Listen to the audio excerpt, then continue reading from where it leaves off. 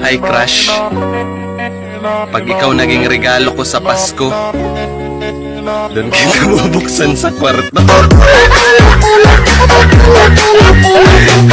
Sabi ng mga kaibigan ko, umanap na lang daw ako ng iba. Bakit daw kasi pinipilit yung sarili ko sa isang tao kahit alam ko naman na masasaktan lang din naman ako sa huli? Sa huli pa naman yun eh. Okay lang.